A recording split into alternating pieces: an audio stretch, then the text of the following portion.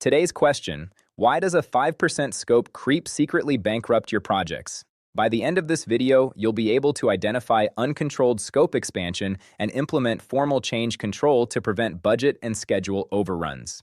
PM Panda here. 2.5 decades delivering projects, PMP certified since 2003. The mistake I'm about to show you is how budgets really die. I have seen countless managers lose their jobs not because they were bad at the work, but because they couldn't say no to a small request that eventually ate their entire contingency reserve. Imagine you're managing a major tech product launch and everything is humming along perfectly until the client asks for one tiny tweak that seems harmless enough to say yes to.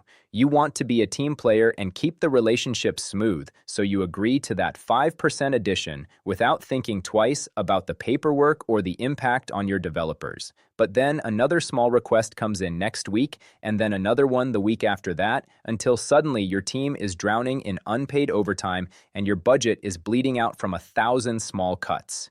You look at the dashboard and realize you're 30% over budget with no approved funds to cover the hole you just dug for yourself while trying to be helpful. This is the silent killer known as scope creep, and it is destroying your project from the inside out while you are busy trying to be a nice person instead of a professional manager. In plain English, scope creep is just work that keeps growing like a weed without any extra time or money being added to the pot to handle it. The official PMBOK definition is the uncontrolled expansion of product or project scope without adjustments to time, cost, and resources, which sounds fancy but really just means you are doing extra work for free. This is a massive problem because it directly undermines the whole reason the project exists by draining the budget and delaying the schedule without any formal authorization from the people paying the bills. When you allow this to happen, you are essentially sabotaging your own value proposition because you are delivering things the stakeholders didn't actually agree to fund.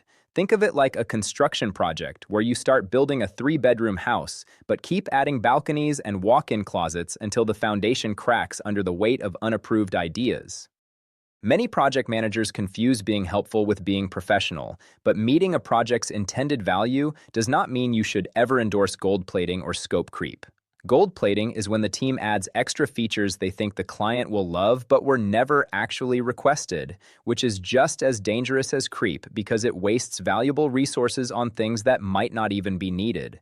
A truly value-driven decision-making process focuses exclusively on fulfilling the accepted requirements and maximizing value through the agreed-upon plan rather than blindly adding unauthorized extras. If you think an extra feature adds value, you don't just build it. You bring it to the table for discussion and formal approval through the proper channels. In any international tech launch or hospital expansion project, adding bells and whistles without a paper trail is a recipe for a commercial disaster that no amount of goodwill can fix. To stop your project from turning into a money pit, you have to actively monitor the scope and constantly evaluate whether your deliverables still match the approved scope baseline. This baseline is the line in the sand that defines exactly what is included in the project and what is definitely out of bounds for the current budget and timeline. I've seen hospital build projects where unchecked software feature requests for the patient management system drained the entire contingency reserve before the first floor was even finished. Every single request to change that detailed scope statement must be processed through formal integrated change control, regardless of how small or urgent it seems at the time. If you aren't comparing your actual progress against that baseline every single week, you aren't managing the project. You are just a passenger on a sinking ship waiting for the inevitable crash. Formal change control isn't just bureaucracy designed to slow you down. It is the armor that protects your team from burnout and your budget from total bankruptcy. When a stakeholder asks for something new, your first move should always be to pause and assess how that request impacts the triple constraint of time, cost, and quality.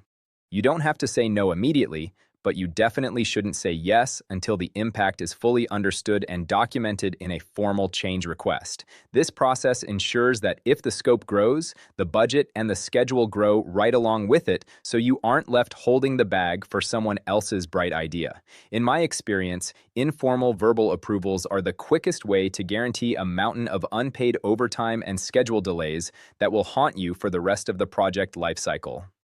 Let's look at a real-world scenario involving a global logistics company that is rolling out a brand new warehouse tracking software across multiple international sites. Everything is on track for a successful launch until mid-project when a warehouse manager asks for a simple real-time weather tracking widget to be added to the main dashboard.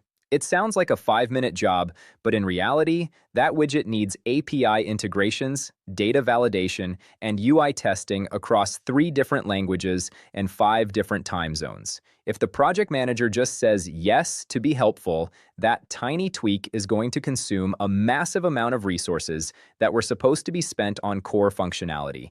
This is where the trap is set because the manager thinks they are doing a favor when they are actually setting the fuse on a budget bomb that will explode at the end of the month.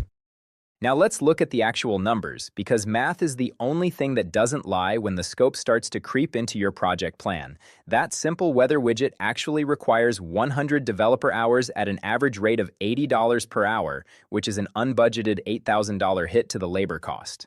On top of that, the extra coding and testing push the core launch back by an entire week, which incurs an additional penalty cost from the logistics sites for delayed implementation. If the project manager uses the monitor and control scope process, they would calculate this $8,000 impact and the 1-week delay before submitting a formal change request to the project board.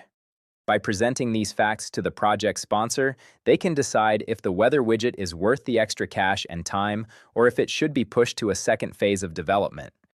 In my experience, informal verbal approvals guarantee unpaid overtime and schedule delays because the project manager stood their ground and followed the process. They secured an additional $10,000 in funding and a 2-week schedule extension. If they had simply folded and said yes to the warehouse manager, the team would have been forced to work nights to make up those 100 hours, and the project would have been reported as being late and over budget. In professional certification exams and in real life, the only valid response to a client requesting extra features is to push them through the integrated change control process.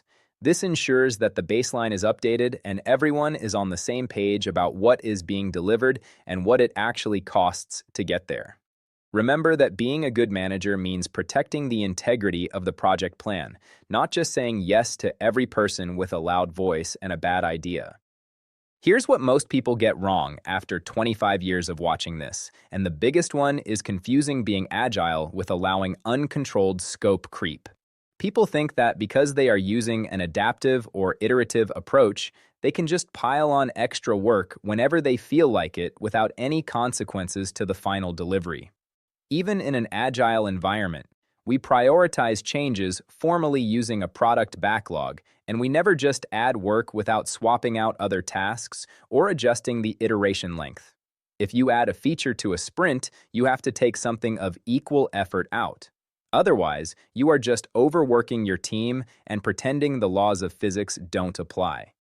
Being flexible is great, but flexibility without a formal structure is just a fancy name for a project that has lost its way and its bank account.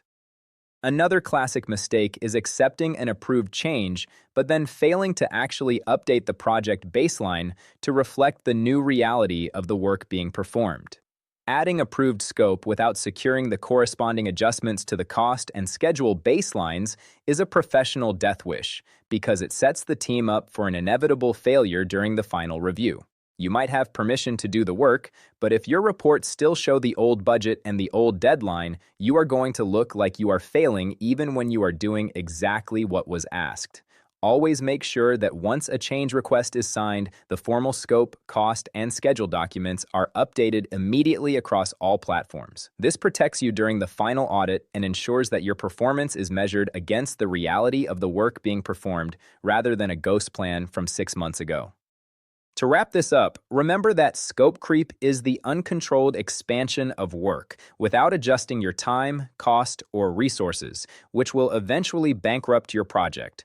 Focusing on value means delivering exactly what was approved in the requirements and avoiding the temptation of gold plating or unvetted favors for stakeholders. You must always use formal change control to process new requests and protect your baselines if you want to finish your projects on time and within budget.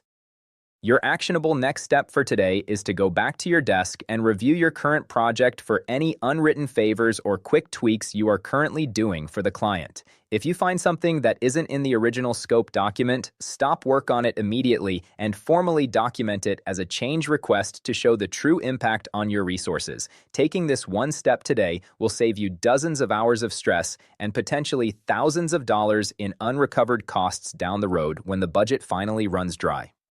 If this breakdown of scope creep helped you navigate your project mess, hit the like button so I know to keep making these deep dives into project management reality. Subscribe to the channel if you want real practitioner lessons every week to help you survive the trenches of project management and pass those professional certification exams. I'm PM Panda, and I'll see you in the next one where we'll tackle why your risk register is probably lying to you and your stakeholders.